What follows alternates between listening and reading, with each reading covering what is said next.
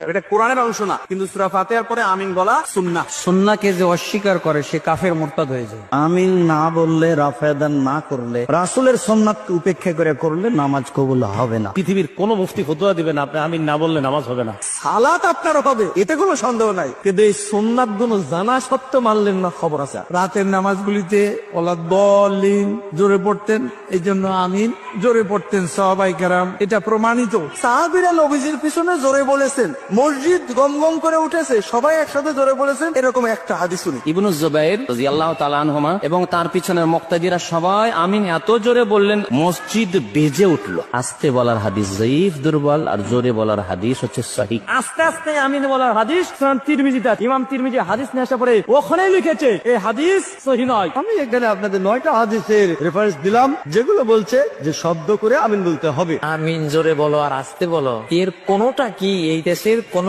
আলেম বাপের বাড়ি থেকে আনি কইছে না হাদিস থেকে কইছে? যদি বলে যে না আমিন জোরে বলা যাবে না, জোরে বলা ভুল, তাহলে আমি ফতোয়া দিয়ে দিলাম যে ইমাম শাফিও ভুল করছে, শাফি মাযহাবের হাজার হাজার আলেম ভুল করছে, মালিকি মাযহাবের হাজার হাজার আলেম ভুল করছে, হাম্বলি মাযহাবের হাজার হাজার আলেম ভুল করছে, এবং মদিনা ইউনিভার্সিটি যে গবেষণা করতেছে এটাও ভুল। কিন্তু যদি ইমাম শাফিয়ে মসজিদে নামাজ পড়তো, তিনি কি জোরে আমিন বলতেন না? তাহলে আপনি কি উনারে ধরতেন নামাজ শেষ করে, এই মিয়া পাইলেন কই? আলাদা মসজিদ বানায়, এই মসজিদে আমিন আসতে ওইটাই আমিন জোরে, ইসলামটারে কাটতে কাটতে টুকরা করতে করতে খান খান করে দিবে। মুসলমান